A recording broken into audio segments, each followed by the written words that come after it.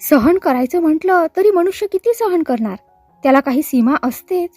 माझ्या वागण्यात लोकांना असं काय दिसत होतं कुणास ठाऊक. ते आपले छळ छळ छळायचे मला. मी म्हणजे एक विषयच झाला होता सर्वांना. अशी मी करत होते तरी काय? मला वाटे देवा, नको हा स्त्री जन्म. आजच्या काळात, आणि ते सुद्धा मुंबईसारख्या शहरात, जरा मेलं कुणाबरोबर बोललं, जरा मोकळेपणानं वागलं की लागले कुजबुजायला सारे. पुरुष राहतात का मोकळेपणाने वागायचे? नाही ना. मग आमचाच का घेतात संशय ते? पुरुषांच्या व्यवहारात बायका कधी करतात का लुडबुड? मग हे कशाला करतात आमची उठाठेव? आम्ही काही करा, लोक लागलेच आमच्या पाठी. पहा, मी जो यांना भीत होते ते अधिकच भिवभीत होते मला. डोकं ठिकाणावर नव्हतं अगदी. परिस्थिती बिकट व अवघड झाली होती. मी म्हणजे काय 14 वर्षाची पोर होते? मला काहीच का कळत नव्हते? माझं मला बरं वाईट कळण्या इतकं माझं वय नव्हतं? मी काय संसाराचा बरा वाईट अनुभव घेतला नव्हता? 6-7 मुलांची आई मी. माझ्या पुढे वाढलेल्या मुलाबरोबर वागण्याची मला चोरी. काय काय सांगावं या लोकांच्या क्षुद्र विचारसरणीला? किती कुत्सित विचार हे. पुरुष म्हणजे काय समजतात आपणाला? बायकांना काही अक्कलच नाही. त्यांना स्वतंत्र वृत्तीच नाही. त्यांना आपली जबाबदारी काहीच कळू नये. आम्ही काय मुकी जनावरं आहोत? अन अकलेचा गड्डा काय तो पुरुषांनाच दिला आहे? आहे तरी काय हे गौड बंगाल? एखादी भोळी भाबडी बाई दिसली की उडालेच तिच्या चिंधड्या.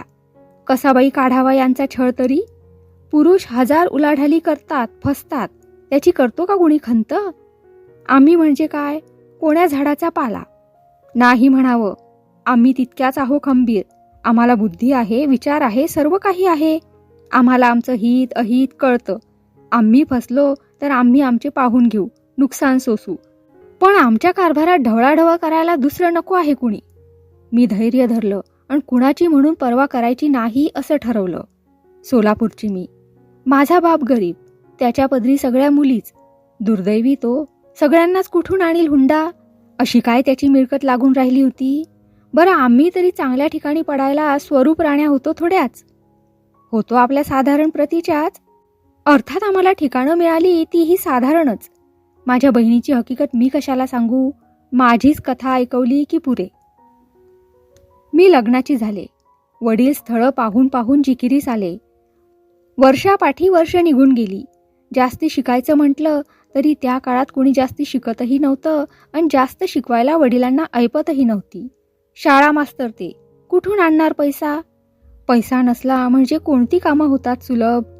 आव असून संकटाचे अभेद्य तळ दिसायला लागतात चोहीकडे. गरिबांनाच कळायचं याचं मर्म. श्रीमंतांना त्यांचं काय होतंय? त्यांची आपली नित्य दिपवाळीच. ते मोसंबी चैन म्हणून खातील तर आमच्या डोळ्याला आजारी झाल्यावरही लागायची नाहीत ती. गोपाळराव दीक्षित आमच्या शेजारचे, माझ्या वडिलांचे दोस्त. त्यांना माझ्या वडिलांनी एक पत्र माझ्यासाठी कुठे स्थळ पाहण्याकरता लिहिलं. त्यांचा एक होता नातलग, त्याचा होता मुलगा. त्याचं नाव सुंदरराव. नुकताच तारुण्याचा बहर आला होता त्याला. अगदी प्रथमवर. ठिकाण उत्तम वाटलं, कारण माझे वडील बीजवर तिजवरही शोधित होते माझ्यासाठी. आणि तशात अंगारूपानंही ते चांगले होते. दुधात साखरच पडली न काय. पण एक गोम होती त्यात, ती नव्हती कळली कुणाला. त्यांना संगत वाईट होती. आईबापांचे तर ते ऐकत नसत व स्वैरपणे वागत. 5वी-6वी होते न होते तोच इतिश्री झाली होती अभ्यासाची त्यांच्या. त्यांच्या बापाचं किराणा मालाचं दुकान होतं. यांचे चालले होते धंदे तिसरेच. जसं पळपुटं वासरू असलं की त्याच्या गळ्यात अडकवतात लोढणं, तसं लग्न करून स्वारीच्या गळ्यात लग्न लावून देऊन लोढणं अडकवायचं होतं. बाप त्या खटपटीत होता. माहितीतला मनुष्य काही त्याला मुलगी द्यायला तयार नव्हता. हुंड्याचा प्रश्न त्यामुळे आपोआपच निघाला निकालात. माझ्या नशिबाने खैर केली. माझी माळ त्यांच्या गळ्यात पडली.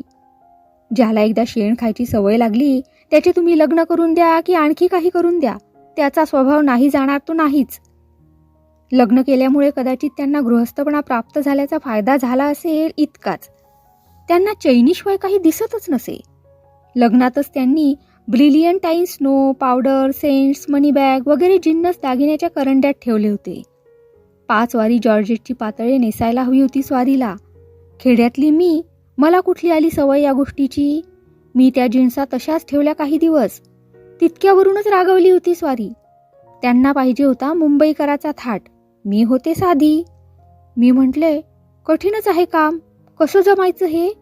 दिवसातून 1000 वेळा तरी व्हायचे टॉयलेट्स आणि ड्रेस. वडील अब्रूसाठी चालू देत त्यांची थेरं. मला संसार करायचा होता. मीच पटवून घ्यायची तरी खटके उडायचे. मग राग रुसवे व्हायचे ते व्हायचेच. माझ्यावर काही लक्ष नव्हते त्यांचे. म्हणतात लग्न म्हणजे बेडी. बरोबर आहे, अक्षरशः खरं आहे. बेड्या कैद्याला घालतात, पण बायकांना त्या अक्षयच्याच बसतात.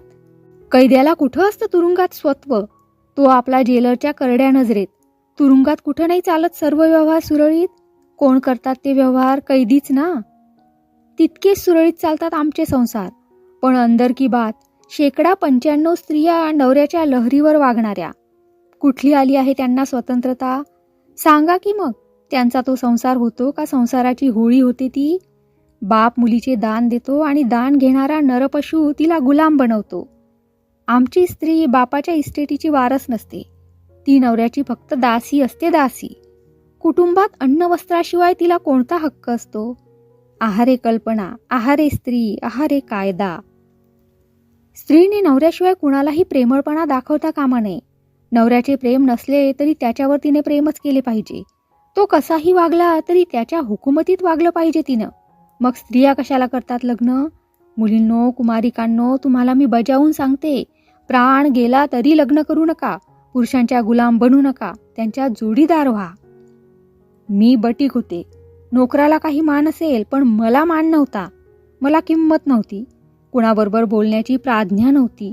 कुठं जाणं नव्हतं, येणं नव्हतं. गोशा पद्धती असती तर बरं झालं असतं. आमचा संसार चांगला चाललेला दिसत होता लोकांना. पण रोज टिपं पडत होती, टिपं माझ्या डोळ्यातून. तशीच रडत पडत एकापाठी एक मुलं झाली मला. गुणी आहे माझी सून म्हणून प्रशस्तपत्रही घेतलं मी माझ्या सासऱ्याकडून. तो सर्व काही जाणत होता, हळहळत होता. पण तो करणार काय? चिरंजीवांना ताळ्यावर आणण्याकरता मुडदा पाडला होता ना माझा. कमाल होती माझ्या सहनशीलतेची. पण माझं हृदय जळत होतं सारखं. आम्हाला मुलं बाळं झाली, त्यांचे सोहळे झाले, म्हणजे फिटतात आमच्या डोळ्याची पारणी. सुखासाठी लग्न ना. मला होतं का सुख?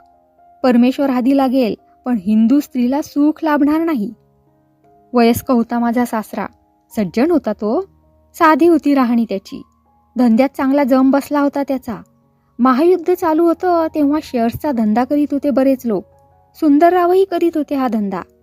पैसा काही थोडा नाही मिळाला त्यांना. चैन चालली होती त्यांची. चौपाटीवर राहत होतो आम्ही एका बंगल्यात. गुजराती होते त्यांचे मित्र. गुजरात याच्या नादाला लागू नकोस म्हणून सारखे सांगत मामांजी. पण स्वारी ऐकेल तेव्हा ना. मोठा हट्टी स्वभाव. सिनेमा कंपन्या निघत होत्या इकडे त्याचवेळी. यांनीही एक भागीदारीत काढली कंपनी. चांगली चालली कंपनी 4-5 वर्ष, मग झाले घोटाळे. अफरातफरी, खोटे चेक, खोट्या सह्या वगैरे प्रकरणे होऊन पोलिसातून पकड वॉरंट सुटलं स्वारीवर. वॉरंटाची बातमी लागताच कलकत्त्याला जातो म्हणून स्वारी कुठे गेली याचा आम्हालाच काय, पण पोलिसांनाही पत्ता लागला नाही. बाप काळजीने खंगला व पक्षाघाताच्या आजाराने कालवश झाला.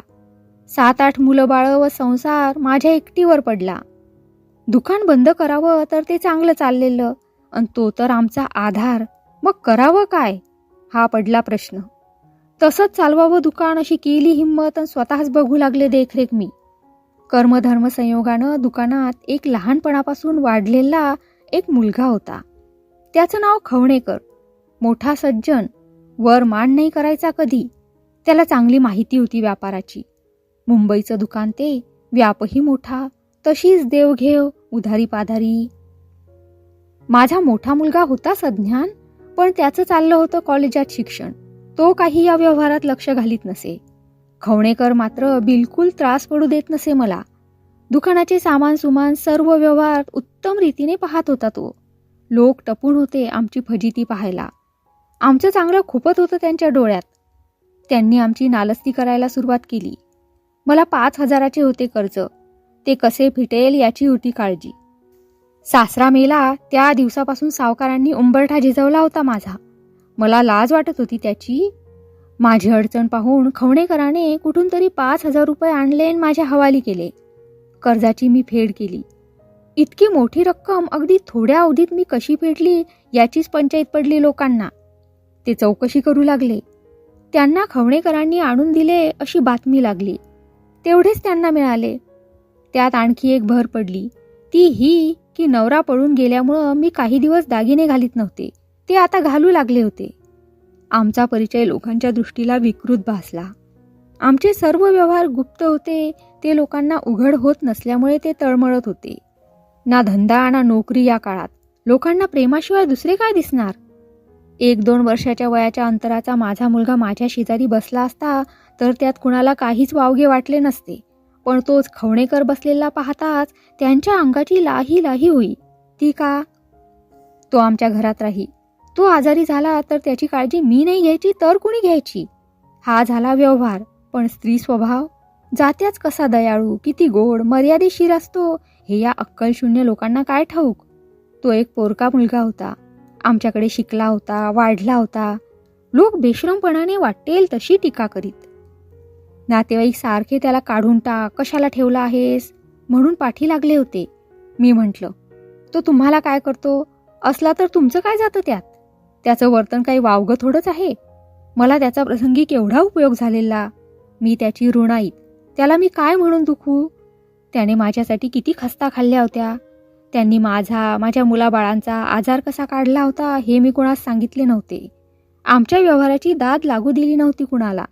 म्हणून माझे नातेवाईक तर्क कुतर्क करीत होते. अखेर काहीच वळत नाही तेव्हा लोकांनी खोटीच कंडी उठवली की त्याला मी नोकरीवरून काढून टाकणार आहे. ही बातमी त्याच्या धणकोस कळली.